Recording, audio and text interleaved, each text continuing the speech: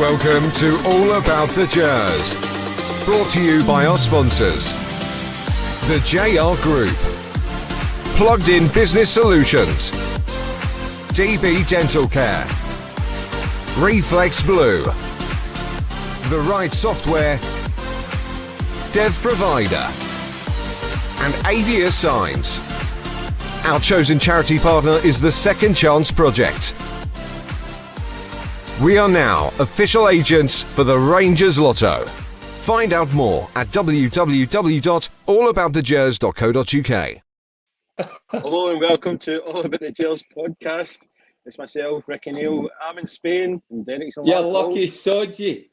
I know. Do you know, Charlie might pop in, but I don't know, because he's been sending me some videos. Do you know Derek, do you know he's been like going to see live bands in the Grand Opry at 10:30 in the morning? Aye, and he's been sending me private messages and private pictures of him on a horse and all that, with his cowboy gear on and that. Aye, so what a man he is. He's going to come back into pure country music and line dancing. Oh, by the, do you know something? I was there in Colorado, was it a couple of years ago? Ricki, I thought it was a holiday that I wouldn't really enjoy, but I loved it. And you seen that the real cowboys were all kicking about. It was absolutely mental, but it was something that I thought, oh no, I love going to Spain, Tenerife, but it was totally different and absolutely loved it. And you know, there's Charlie there. He's just text. He's just text. So if Charlie comes on, then he'll be wearing the cowboy hats and the boots with the spurs and all that. But I can remember, Derek, when you were in Colorado, because remember you sent me some pictures of you shooting the guns and all that. Oh, you were pretty good at that, weren't you? Well, Danny, Carol's brother, took us out. He takes you into the kind of desert, obviously, where it's safe. They've got certain places you can go and shoot. And he had an assortment of all different guns. And my favourite was the AK-47. I absolutely loved that. He never had one of them, did he? Aye. Oh, he's got every gun. He's got the old-fashioned guns. You know, like the old cowboy guns, the shotguns, the whole shebang. And again, it was something I thought, I'll not be into that. I'm not bothered about shooting guns. But you know something? What a buzz it was. I absolutely loved it. I think I loved it too much. So I did. Derek, I actually done it when I was in Florida one time. And see, in Florida, do you know you can actually go in one day, pick your gun that you want to buy, take in your credentials the next day and actually pick it up and take it away. Take in it's mental. But see, when I was the same as you. I'd never ever fired a gun in my life, and when I went in, the guy says, "What gun do you want?" I said, "Oh, I want one with the laser sights and all that." and he gave me the gun, right? And then he said to me, "See, when you go in it first, just get used to the sound of other people shooting round about you, because it's, you know, maybe hear me fighting." And I thought it was fine, and then I went to load my bullets in my gun, and somebody fired a Tommy gun. That fires like about 60 bullets in about God knows. And you know, and I basically dropped everything. All my bullets were flying everywhere.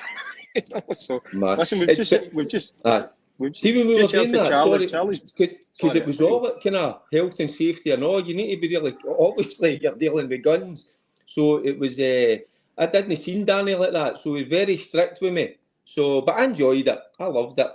So, watch this space. I might buy myself a gun, get a gun license. Is he coming on? He's froze. It's froze. Oh, you're froze on me, my man.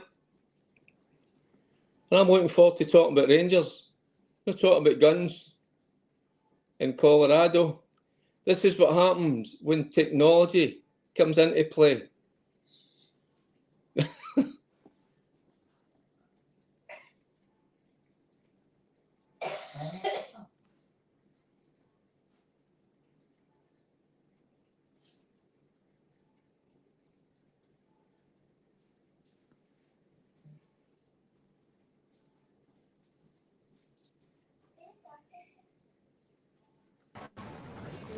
You still there? Yeah, I'm still here. I'm talking away to myself.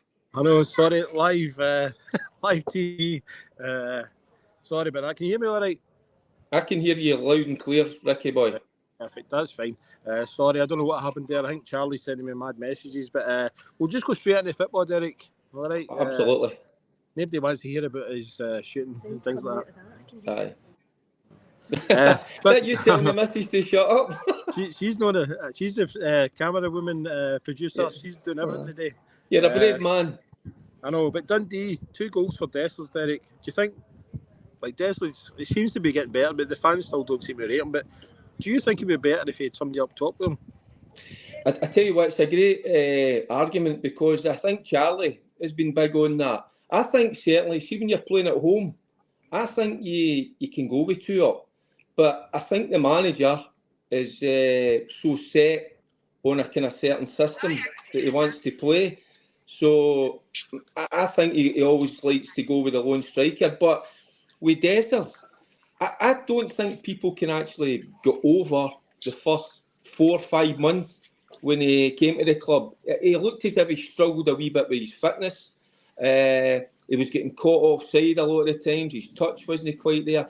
But it could be a time where he was probably just settling in. We tend to forget that here.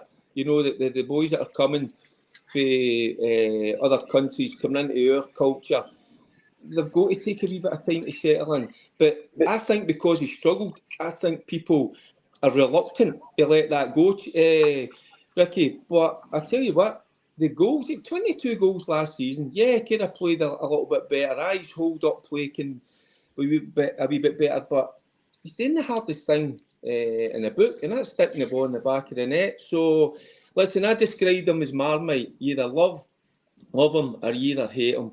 But you've just got to admire his attitude, because he's took a lot of stick. He takes it, and he just gets on with it. And, you know, and he could have had a hat-trick. So, 2 good goals. And sometimes we've got to be happy with that, because it is the hardest thing in the game, to put the ball in the back of the net.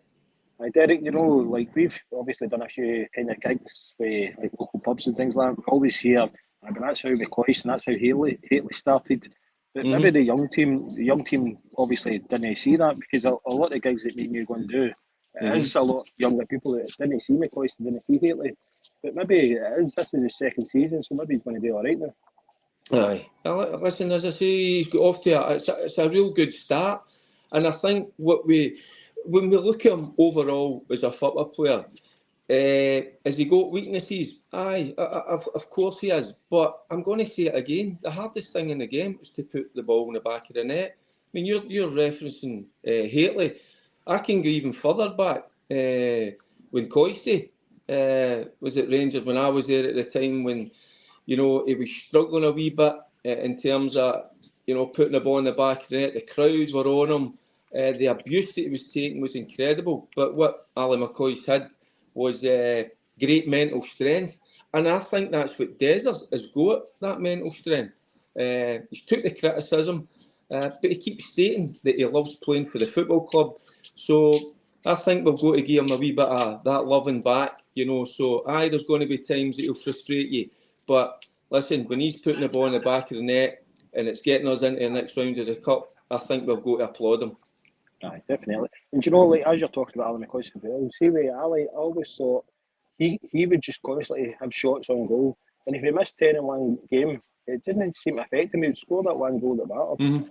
That's that mental strength. That's that. And again, one of the criticisms of Dessers is, you know, he wants to take too many touches. I think you can see that he's improving in that area. You know, the second goal was a wonderful finish, one-touch finish. So, listen, he's got a bit of competition. And Ngami is there. He's sniffing around about him, looking to get a start. But Danilo will be coming back into the frame. So he's got to be at his best. But it was interesting. I saw the interview after the game with him, Ricki. And this is where I'm talking about the mental strength. He believes he is the number one. He is going to be starting every game. So there's nothing wrong with that, having that bit of confidence. But also, I like when he referenced the other 2 boys, the 2 strikers, because you need that competition. You need to be put under a bit of pressure to produce the goods. So, I think we should get right behind Dessers.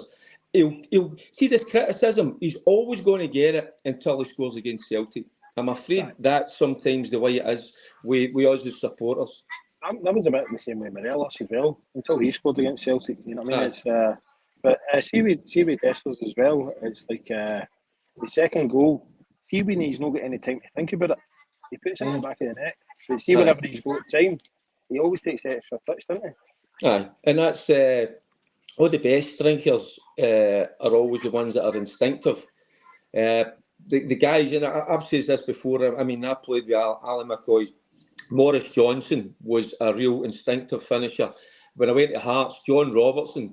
See, Robbo, as soon as the ball was in the area, anywhere in the area, he would take a pop at goal. So I just think it's a bit of a learning curve, because we've got to remember he was playing his football in Italy. If you go and watch it, sometimes you get a wee bit more time on the ball. So maybe that's why he's maybe instinctively just having that strike. But no, the second goal, it was a wonderful goal. So it was the timing, everything about it. So we need more of that. Definitely. Do you know, like, if you've just joined us, you'll maybe notice we're not in the studio tonight. I'm over in New York. Derek's in Larkhall, and Charlie is talking about trying to join us from Nashville.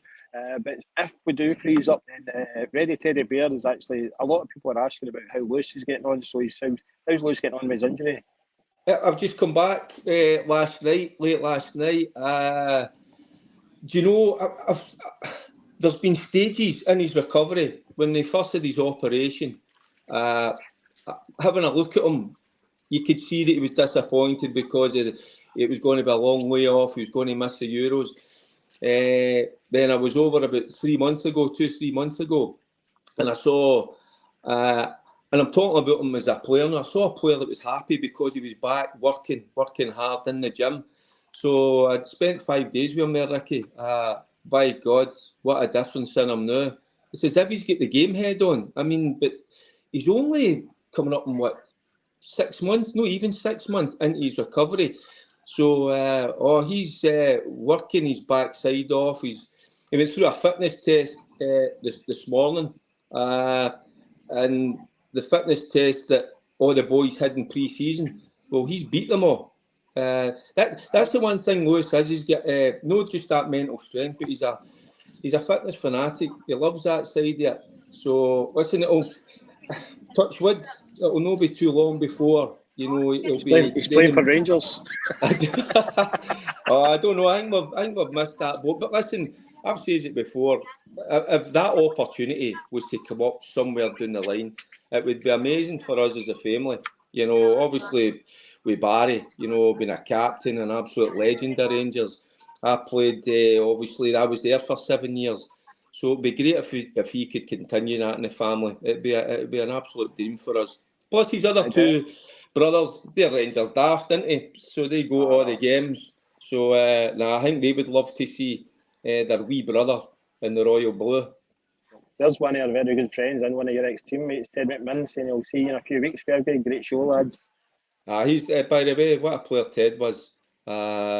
Incredible. He was... Everybody used to say he didn't know what he was when he was on the ball. Didn't know what he was going to do. He was different class. By the way, he could take 4 or 5 players on, beat them, and scalp one into the top corner. Ted was a fantastic player and a brilliant character. So he was, and that's what you need. These guys. See, back in the day, we enjoyed it. We enjoyed each other's company, which is a big part of it as well. And I see, going back to Lewis, that's what they've got at Bologna. See that togetherness. You can see it with all the players. So hopefully that's what we're going to start to kind of nurture as well at Rangers, that togetherness. Because you take that onto the park, so you do, and it helps you. Aye, I know. Well, Ted, I met up down in Slanker one time for a night out down there. He's one of the funniest guys you ever meet as well. Anyway, talking about Dundee game, Tavernier obviously scores another penalty to add to his impressive total. But what was your thoughts on his actual performance? Because he's still getting kind of slated for some of the fans. Some of the past couple of weeks he's been doing quite a lot of slack passes that are right in front of the box, and it's quite worrying.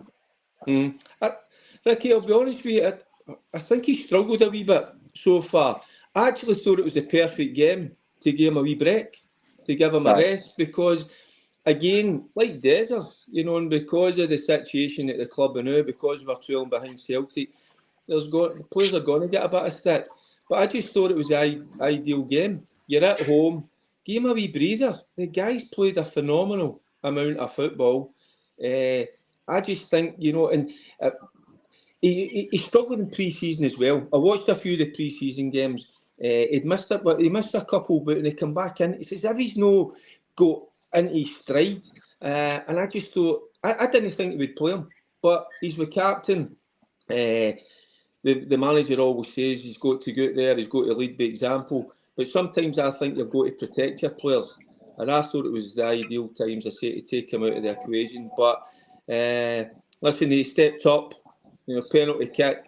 We know he's got the quality with that right foot. You know, he can stick it anywhere into the back of the net. So we just need to kind of bear with him at the minute, and hopefully he gets into his stride and he starts to produce a wee bit better.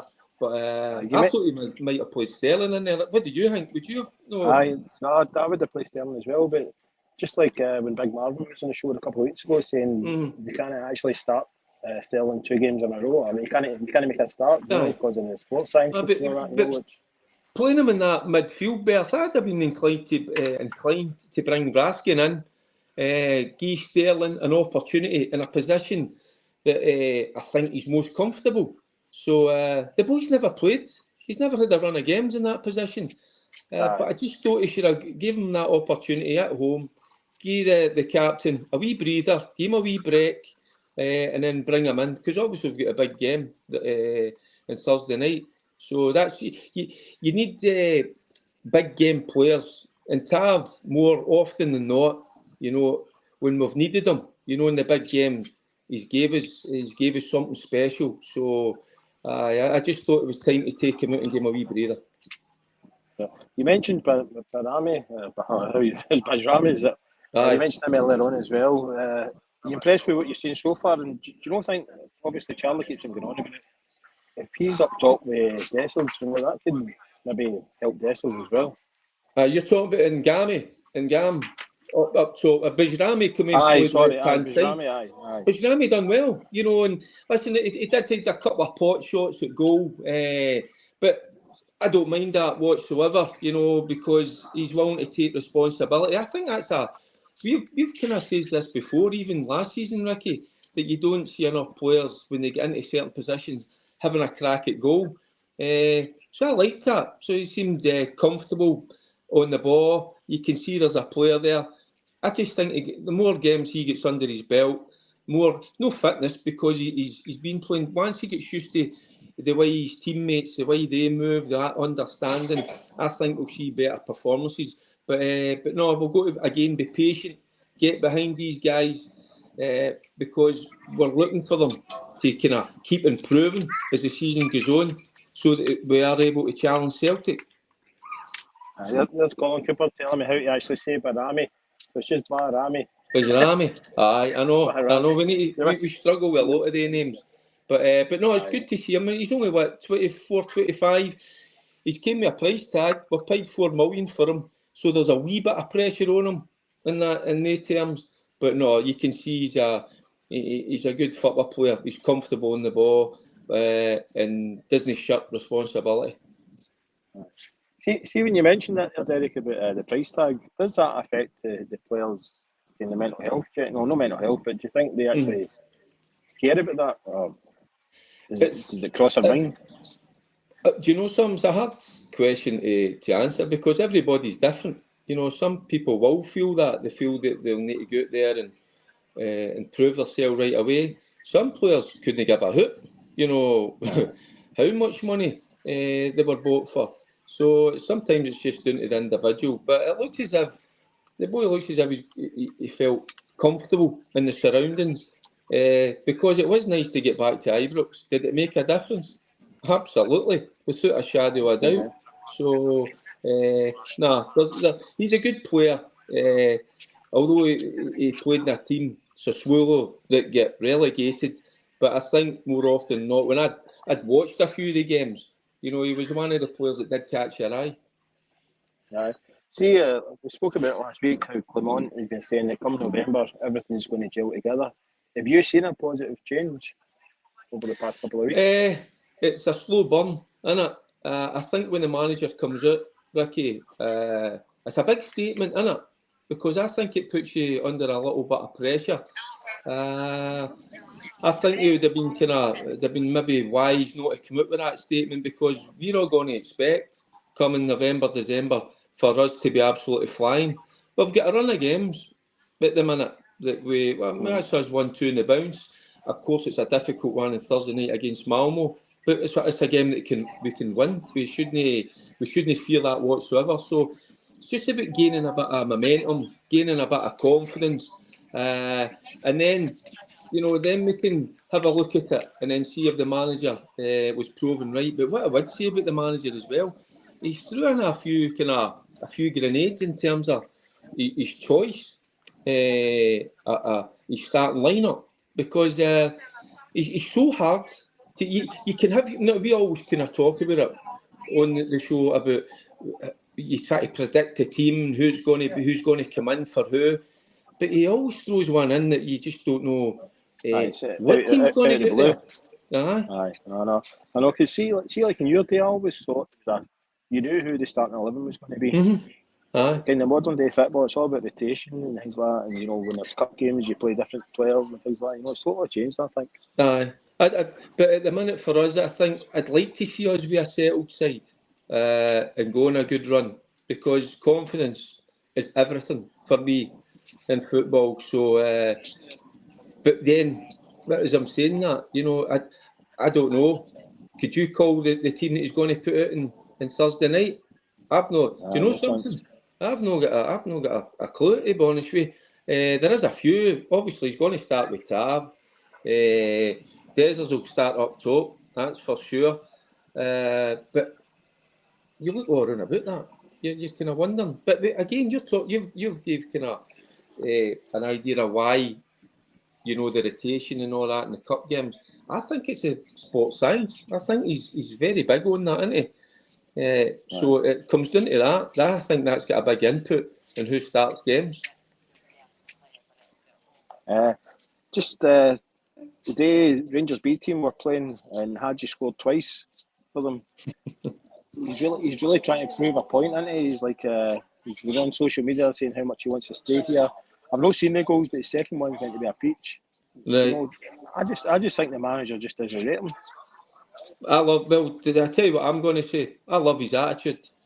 I tell you, I love his attitude that he's prepared to go play with the younger guys, show his qualities. That number 10 role, I know we've got Bajrami in there, we've got Lawrence, but you can never have enough good players at your disposal. And I think the manager is missing a trick. We know the reasons why. It's going to cost the club a few bob, but I thought they should have sat down around the table, come to some agreement, whether he could waive. That's what we thought. We thought that happened, didn't we?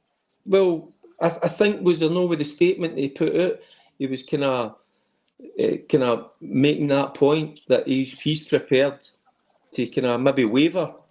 That I don't know. I mean, I might be talking a way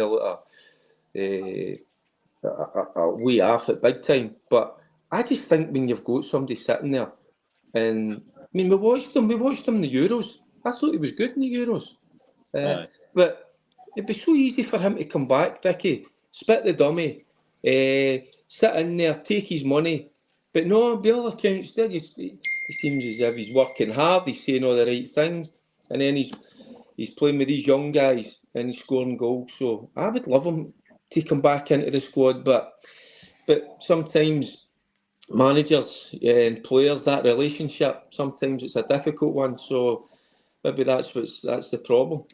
I mean, I always thought he'd done well in Europe. I didn't think he'd done all that good in the Scottish League, but the games he played in Europe, I thought he was really, really good. I'm just going to change away from football now. Well, not away from football, but a lot of people in the group are talking about the Dave King thing again, and obviously John Gilligan's been put in just as temporary chairman on it. So John Gilligan spoke yesterday about Dave King, saying he needs to behave like a proper shareholder. He's basically telling him to be quiet. And to be honest, I've got a lot of time for John. I've met him a few times when I was doing my Rangers First stuff. And it was actually one point, I can remember I was at a meeting where it was everybody for Rangers First and the Rangers Supporters Trust and other fans groups. And they were all talking about merging this in Club 1872. And I just sat there and I just listened. And I can remember John Gilligan actually said, Ricki, I noticed you've not actually said anything. And I said, well, I'm just taking it on. I'm just taking it on. And then I just let it all out with my thoughts. But you know, fair play to him. See, about 2 years later, he sent me a personal email and he basically explained his love for Rangers and all that, and he understood why I was being like I was, you know. So I can see he's a genuine Rangers fan, you know. But what I need to ask is, you know, obviously it was King that brought him in, but now he's basically saying he's not wanting, or he's basically telling King to be quiet now, you know. So maybe King isn't right for Rangers. But the other thing is, within that that interview that he had with the press, he did say as well the respect that he's got for Dave King, you know, and it's clear to see, and I think that would be vice versa as well with David King. I just think we don't want kind of our dirty washing to be played out in front of everybody in terms of slagging each other, and but remember we spoke about this about 3 weeks ago when Dave King had a go at Douglas Park, this was before the Old Firm game, and it just the timing wasn't right. But obviously Dave King sees, he sees that at the top, at the board level, there's not enough guys pulling their weight. You know, telling about it, all they want is the blazer and the ties. I just think he's just a straight talking guy. He sees that there's a problem. He wants to help, but it's clear to see that the current board, they're not going to listen to him. They're not going to have this AGM. But the thing with John, I mean, you're saying you've been in his company. I've been in John Gilligan's company 2 or 3 times, and he's a brilliant guy, isn't he? A brilliant guy that just loves Rangers. And by the way, you got to tip your cap to him for just getting in there, you know, and as an interim chairman and taking on that responsibility, coming out, doing the interview yesterday, because that's what the fans have been crying out for the last couple of years. They want clarity. They want to hear what the chairman's got to say. They want to hear what a chief exec's got to say. So John will go in there, and he's a vastly experienced guy, a successful businessman, a clever guy. Although he's funny, the times we've been in his company, he's a good laugh. But behind that, he'll have a bit of steel about him. So hopefully, you know, they can bring in the right person. It's not going to happen in the next week or so. I think it's going to be a 2 or 3 month thing. They're going to need to do their due diligence and get the right people in the right places. But now I'm happy with John at the helm at the moment. I'm the same. Is that because we've got a kind of personal liking for him? It might be, but that's because we've been in his company and we know what he's like. I know, but do you know it's funny? I probably had a wee bit of run-in with him at that meeting, but then after it, in his response, I had so much more respect for him, you know, and I've spoken to him after that, and I can see what it means to him, you know. As you say, he's retired now. There's no need for him to actually get back into that, you know. I mean, who would want that stress in their life? And we spoke about that last week. Well, his missus says she's not too happy with him. I can imagine. But do you know, it's in his blood, and he just wants to see Rangers get back to the top. So I love the fact that he's just went like that. He's prepared to come on, and he's already been getting a bit of stick, I think, as well. So he probably knows that's going to come his way. But no, there's a lot to like about John Gilligan, and I hope he does well and gets the right people in for us. So I'm just going to do a quick couple of social ones, and we'll go on to the Malmo game. There's James from Glasgow. James from Glasgow saying, would Derek be happy sitting on the bench while a right back playing in midfield? Surely Raskin and Diomande would be chapping the manager's door.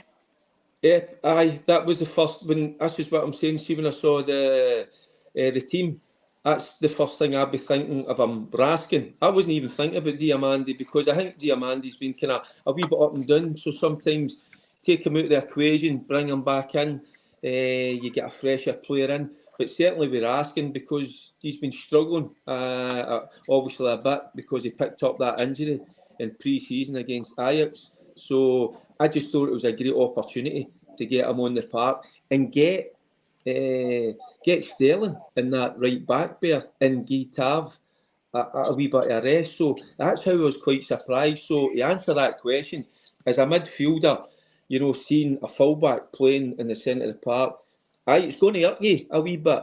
But I did see the wee kind of clips because I was watching the game out in Bologna. But I loved that we're asking was he was part of the team. He wasn't spitting a dummy, which is so important. So sometimes that's a wee test that the manager will throw in with some players to see how they react to getting that opportunity. So no, I would have had Raskin in and I would have had Sterling at right back. But we're not the Rangers managers, and that's how he's so hard to second guess. I know.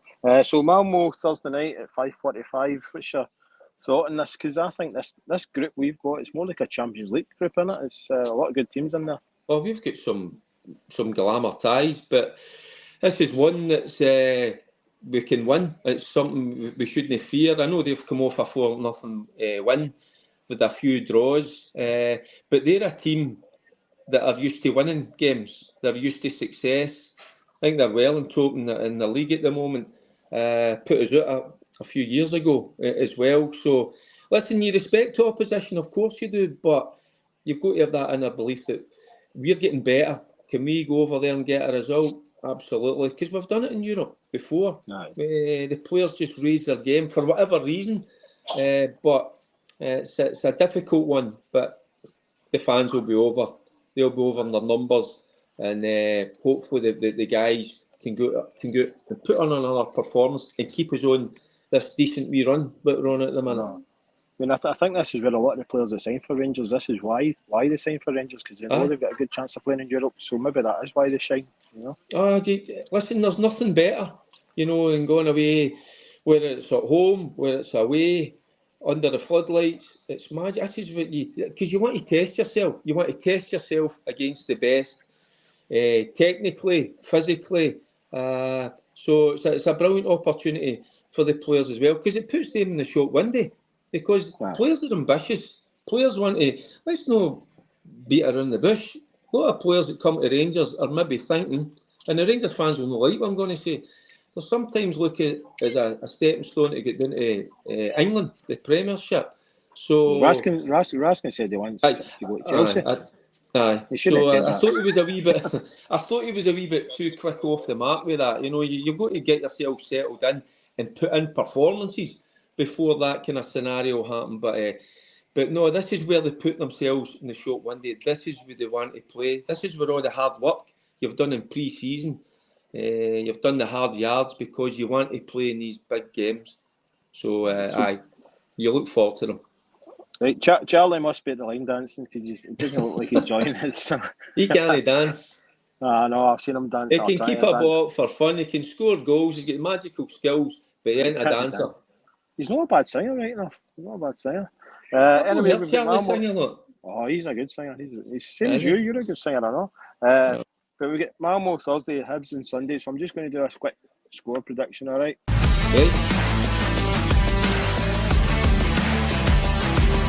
Score predictions brought to you by Avia Signs. Beautiful. Did you remember that? Aye. Still can't get used to that. So you want a prediction? Aye. So Malmo first. Right, Malmo. Do you know something? I think we can win this 2-1. I think they'll score, but I think we can. I think we can score a couple of goals. Honestly, I just think Des is in a good place, so I'm going to go 2-1 for us. And then Sunday, I got the prediction right. I got the 3-0. Bang on the money with the Dundee. I'm going to go the same scoreline again. I think we can. I think we're starting to find our feet, getting a bit of confidence. We're getting players. We're getting more minutes out of the players, so we're getting our match sharpness back. So I think we can go on a wee run just now. You know that. That's what I firmly believe. But taking a second guess.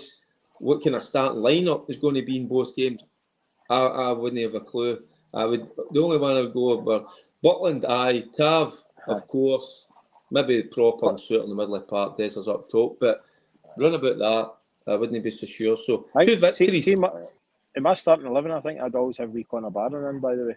Oh, sorry. And by the way, the wee fella's been fantastic, isn't he? He's been really good. But we just love because it was maybe people kind of thinking or questioning us taking Barron for Aberdeen, but the wee fella's proved he's been well worth it. They've not came to that fee yet, haven't they? No, they've no. We keep waiting on that. They've no. Somebody was telling me it's all been sorted out of court, but has it? I've not heard any more about it. But the one thing, it has been sorted. We've got a good player, so that's the most important thing. And long may it continue. By the way, I should apologise.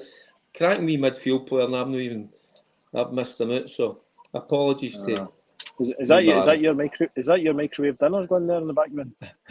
No, it wasn't. Do you want to know what it was? I'm in the kitchen. It's the washing machine. Somebody's got to do their own washing and ironing. That's my missus in the back. I know. I shouldn't have said that. I'm in trouble. So am I. Big time. Anyway, my prediction for Malmo, I think we're going to win 2-0. But Hibs, I think it's going to be quite tight, but I think we're going to win 1-0. But that's the end of the podcast, because obviously I'm over in Spain, you're in Larkhall, Charlie's in Nashville. I'm desperate to get I'm going to see a Jam tribute band now. Just going to go and get some paella. I can't even say that right. Paella. Is it paella? Going to get some of that. Paella. Going to get some of that, and then we're going to see the Jam tribute band. So brilliant. Well, you go and enjoy your night, mate. Well, and thanks for coming on. I wasn't sure if you'd be able to actually figure out the technology. No, it wasn't me. It was my good lady. Was it Carol? Good. What would I do without her? I know, you're loose with her. Anyway, thanks, Derek, and I'll see you next week. But thanks to everybody again for tuning in. We'll be back in the studio next Tuesday at 7 o'clock. But thanks again to our sponsors, and we'll see you all again next week. Take care. Cheers, guys. Brought to you by our sponsors, the JR Group, Plugged In Business Solutions, DB Dental Care, Reflex Blue, The Right Software, Dev Provider, and Avia Signs. Our chosen charity partner is the Second Chance Project. We are now official agents for the Rangers Lotto. Find out more at www.allaboutthegers.co.uk.